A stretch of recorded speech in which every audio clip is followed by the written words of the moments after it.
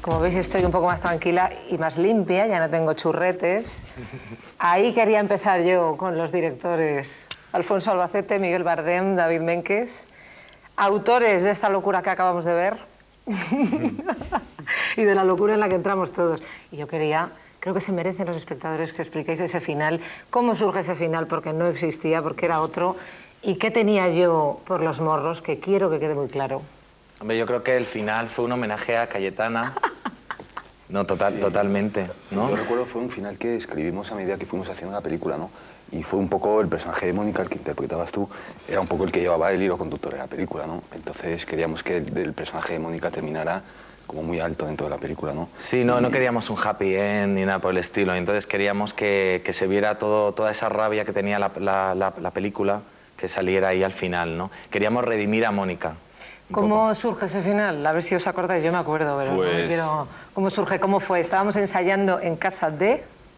No, ¿Fue un ensayo? No, lo que hay que decir es que en el rodaje todavía estábamos reescribiendo el final y justo esa parte la dejamos para el final del Rodamos rodaje de un la final película. que no Sí, os gustó nada, sí. que era el que estaba en el guión. Sí. Y luego... Hicimos como los americanos que rodan varios finales y al final los Fernando proyectan. Colomo, que es el productor, pues... Fernando Colomo, sí. Fernando puso Colomo, límite. yo creo recordar que intervino, ¿no? en el final, ¿no? Fernando Colomo intervino a su manera en todo, ¿no? Sí. Desde el principio que le llevamos ahí el story, le volvimos loco con las historias y tal, hasta el final estaba con nosotros, pero nos dejó bastante sueltos.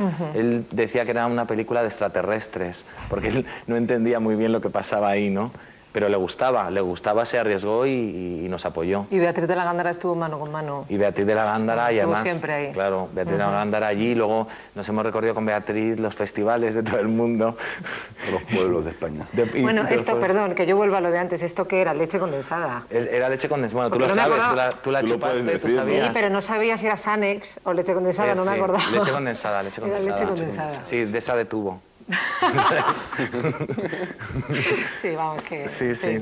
Total, una guarrada. No, una guarrada total, pero vamos, y el final surgió ensayando en casa de uno de vosotros, Ajá. Javier Manrique y yo, ¿no os acordáis? Sí. Encima de un sofá, los tres así fue en tu cruzados de casa. brazos mirándonos, Sí. y nosotros, dice, viólala. Viólala. O sea, Sí. el tema fue, el leitmotiv fue viólala. Con Javier había que luchar, bueno, con todos había que luchar, porque cada uno llevabais el personaje y lo quería llevar por un lado, y entonces estábamos nosotros tres como locos intentando luchar por la película y vosotros vuestro personaje. Con Javier era una lucha continua, ¿no? Entonces era viólala, yo no la viola, ¿por qué la voy a Porque violar? el personaje no la violaría. No la violaría. Sí, la violó. Sí. Casi la viola, Claro. Bueno, contadme de dónde surge ese eclecticismo del que hablábamos al principio, esa mezcla. ¿Por qué queréis meter tantas cosas en una sola película? ¿Por qué metéis el thriller, la comedia, el romanticismo, las drag queens, el todo? Hombre, yo creo que... Perdona, Miguel, yo creo que tú primero, por favor. deriva directamente de que hay tres autores dentro de la película, ¿no? Entonces cada autor va por el terreno un poco que controla o que quiere contar, ¿no? Y entonces a partir de ahí unimos los tres conceptos, ¿no? Entonces es una película que cuenta mucho porque hay tres que quieren meter sus ideas y meter lo que piensan y yo pienso que parte de ahí, primordialmente. También añadir a eso que, bueno, los primerizos, como en este caso nosotros, siempre tienden a contar muchas cosas dentro de una película, ¿no? Y bueno, eso se va corrigiendo con la experiencia, ¿no? Entonces aquí queríamos contar muchas cosas. Ese es también un motivo importante. Sobre todo por si era la única película que... Sí, nos echaban de España. Quiero contar, pero yo creo que sí, que estaba... Miguel siempre ha estado muy obsesionado por el thriller, a Miguel le gusta mucho el thriller. Yo soy un loco de la comedia y David es un romántico. Entonces yo creo que ahí está las tres cabezas ahí, ¿no?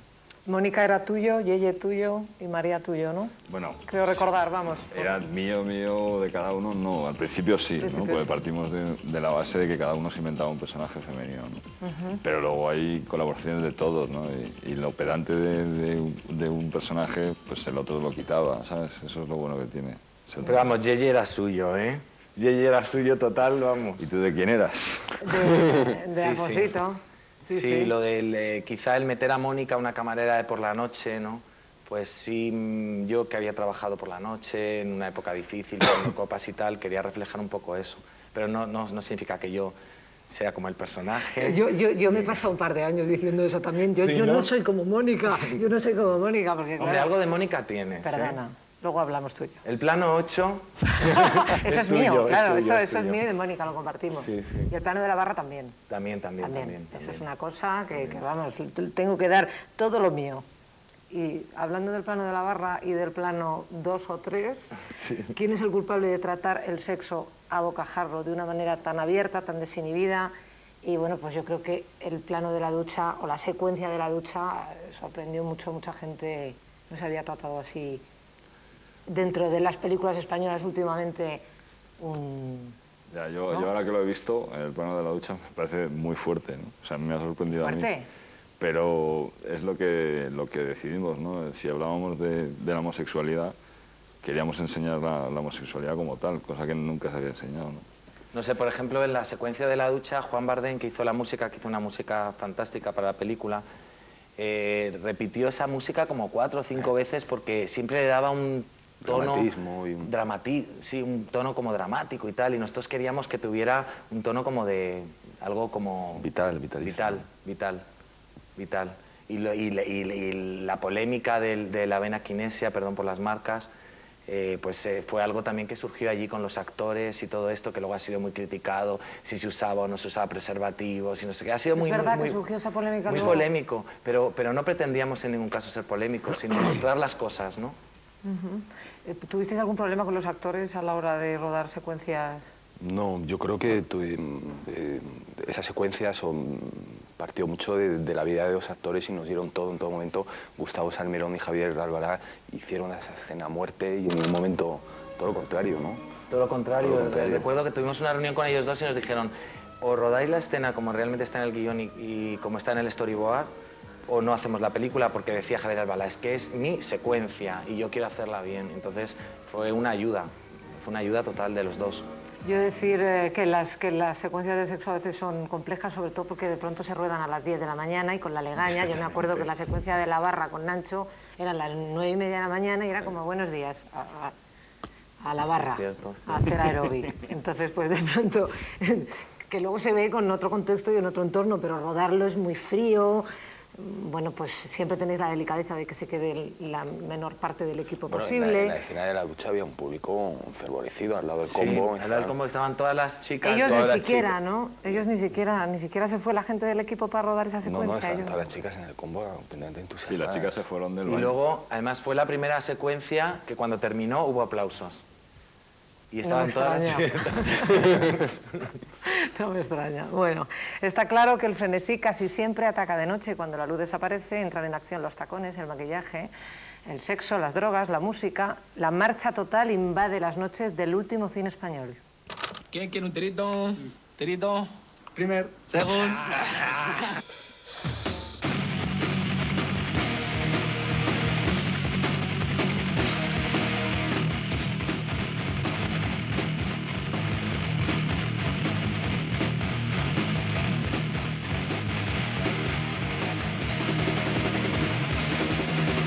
DJ, don't do this to me. I've been with someone else. I've been with someone of me. DJ, don't you dare to leave. I tried to figure out what others did. Oh no.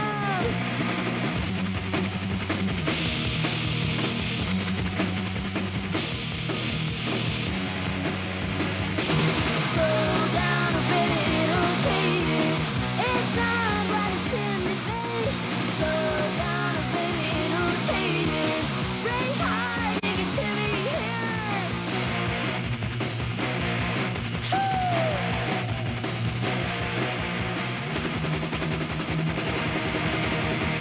¿Por qué os fascinaba tanto el mundo de la noche y por qué conocíais también el mundo de la noche madrileña o extrapolémoslo a cualquier provincia de España, porque yo he vivido la promoción de esta película y sé lo que provocaba ¿Por qué conocíais también ese mundo y por qué os interesaba tanto hablar de él?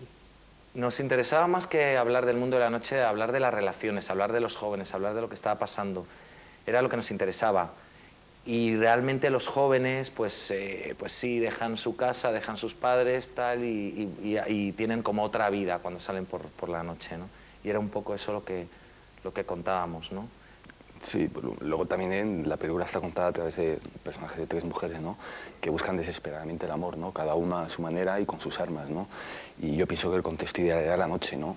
Y entonces situamos la película dentro de ese contexto porque queríamos contar esa búsqueda desesperada del amor, que al fin y al cabo lo que buscas en la noche no es el amor, buscas otra cosa, ¿no? Encuentras otra cosa. Encuentras otra cosa, ¿no? Entonces era el contexto ideal, ¿no?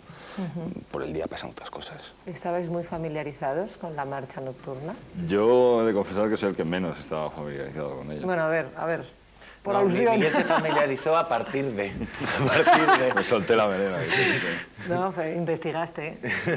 Yo era más Hay que vivir las cauto, ¿no? películas. Hombre, yo pienso que además salíamos con vosotros por la noche, pero bueno, pues vamos, en vez de, como otras películas, en vez de ensayar, pues vamos a ir a los sitios, En vez de vamos ensayar, a ver vámonos de qué hace marcha. la gente, qué pasa en los baños, qué pasa en ese submundo, ¿no?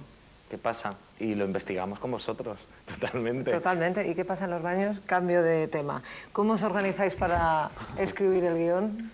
Ya sé que es la pregunta del millón, pero hay muchos espectadores que no. ¿Cómo os organizáis? Hay un storyboard muy detallado y yo sé que trabajasteis muy profundamente todo. Sé que no dejabais pasar ni un botón. Te miro directamente a los ojos. Nada, estaba todo controladísimo. ¿Cómo os organizáis el trabajo? Pues con ¿Cómo escribís ese guión? En fin. con disciplina militar, o sea, con mucha paciencia, mucha unidad y mucha coordinación del señor David Menkes, que es el organizador, estructurador de la historia, ¿no? Sí, yo creo que lo principal es tener disciplina cuando trabajas, ¿no? Es complicado, cuando no haces las cosas tú solo, nunca puedes contar al 100% lo que quieres, ¿no? Siempre tienes que sacrificar algo, pero yo creo que si eres tolerante y te das cuenta que los demás tienen su visión de las cosas y que puedes ser positivo e intentas unir a tu visión o de los demás, yo creo que las cosas salen mejor, ¿no? ¿Qué buscabais en el casting? ¿Qué buscabais? O sea, ¿qué teníais en la cabeza? Porque es una película tan plural, con tantas cosas, ¿qué había en la cabeza de cada personaje? ¿Cómo era Mónica en vuestra cabeza? ¿Cómo era Yeye? ¿Cómo era...? Es que el problema es que yo creo que es lo que más nos costó, porque es la parte más surrealista, ¿no? Cada uno tiene una idea de cada personaje. Además teníais 3 ideas de cada personaje, Claro, cada uno, ¿eh? Pero algo que teníamos muy claro en todo, no solamente en el casting, es los 3 teníamos que estar totalmente de acuerdo en lo que pasaba, en el personaje que fuera tal actor o en que esa secuencia fuera resuelta así. Y entonces era una lucha entre nosotros 3 y tal. La lucha siempre estaba detrás, digamos, nos quedábamos a dormir en un hotel durante un montón de tiempo para organizarnos allí y luego dar una imagen como serena y sensata y organizada, ¿no? ¿Y cómo fue lo del hotel? Porque en algunos momentos puede ser un poco asfixiante no tener vida propia durante todo el rodaje. Bueno, pero cada uno tenía su habitación, ¿no? Sí. Me imagino que la yo cosa de creo- la litera la habéis dejado ya atrás. La mili. Llegamos en La la habéis mili. dejado ya atrás. No, yo creo que el secreto era precisamente eso, obviar la vida privada. Quiero decir que al día siguiente llegáramos los 3 con la misma película. Si yo me voy a mi casa, Miguel a la suya y Alfonso a la suya, pues al día siguiente aparecemos cada uno con una película. Era evitar la posibilidad de tener películas distintas en la cabeza, ¿no? Yo con respecto a los actores también, que fue un trabajo complicado, ¿no? Tuvimos la suerte de que los actores que hicieron una película confiaron en nosotros y confiaron en el proyecto, ¿no? Tuvimos esa suerte. Quiero decir que no habíamos hecho cine, era un guión difícil, era una película dirigida ante 3, ¿no? Los actores confiaron en el proyecto y los actores que han hecho la película la han hecho primordialmente porque confiaron ciegamente.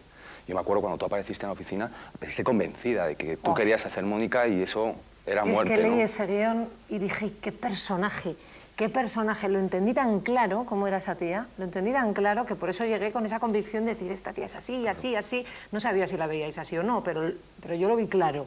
Dije, además podéis hacer conmigo lo que queráis, cortarme el pelo, lo que queráis, y bueno, eso exactamente nos así dejaste fue. patados, vamos, a los 3, no hubo ninguna duda. Pero por Con respecto a convicción, tu no por nada personaje. más, ¿no? Porque tampoco sabía que buscabais, sino que de esas veces que lees, yo creo que la vez que más claro he tenido un personaje cuando he leído un guión, que además me encantó. Pero era una película, era un guión arriesgado. Arriesgado. Sí, Y yo creo que los actores que confiaron en nosotros, y se ha visto ahora con sus carreras, es gente que estaba, bueno, había gente como tú que llevaba mucho tiempo, pero no había tenido la oportunidad de un papel protagonista. Y de repente todos estos actores están ahora haciendo cine y digamos que pertenecen como a una nueva generación. Tuvisteis un ojo, casi todos un poco- no han parado de trabajar. Para mí siempre os lo he dicho, que es un antes y un después. Yo de verdad metí la cabeza en el cine por más que amor. Y un poco también ocurre un poco con el equipo técnico, la mayoría en su primera Exacto. película. ¿no? Claro, Néstor Calvo era su primera película y luego ha también. hecho Los Años Bárbaros, Los Lobos de Washington, Vito y Vida, que hicieron toda esa... claro, es que es Todo una pasada. ese ¿no? vestuario tan loco de las Alain Bain. ¿Quién más? Alain Bain con la dirección artística, ¿no? Sí, ahora ya está Alain Bain Lanzado. inaccesible, vamos. Claro, por eso que Sí, tuvisteis... tuvimos suerte, fue un impulso para todo el mundo y todo el mundo ¿De se dónde tomó la película. encontrasteis a tanta gente que era la correcta? Quiero decir, porque Vito y Vida son muy especiales, Néstor Calvo es un director de fotografía muy especial también, era gente todo, es que era un conglomerado de cosas. ¿Dónde? ¿Cómo llegasteis a ellos? Fue surgiendo. Yo creo que la energía de tres directores pues sí, fue atrayendo como un imán a gente, a actores estupendos y a técnicos maravillosos. Había gente que conocíamos, a Vito y Vida, tú los conocías, Sí, que había trabajado en yo publicidad. había trabajado con ellos en publicidad, o sea, como habíamos hecho cosas antes y tal, pues sí conocíamos a la gente. Néstor Calvo nos llevó por Colomo, que además es un realizador de publicidad súper bueno, ¿no? Y él quería hacer cine y ahora está haciendo cine. Pero era eso, era tener una energía enorme, tener unas ganas enormes de hacer cine. Yo creo que eso fue lo que hizo pues, que hubiera esa química, ¿no? y que explotara, ¿no? ¿Qué hacíais cuando no estabais de acuerdo en un plano, en pleno rodaje? Pues nos cabreábamos. No, nos levantábamos, nos íbamos los tres. ¿No?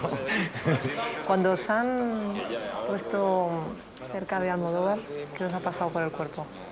Es decir, se ha hablado siempre de una referencia almodovariana. Del maestro. Del Almodóvar. maestro, del gran maestro, en vuestras dos primeras películas. Hombre, con Atómica también. Es un orgullo.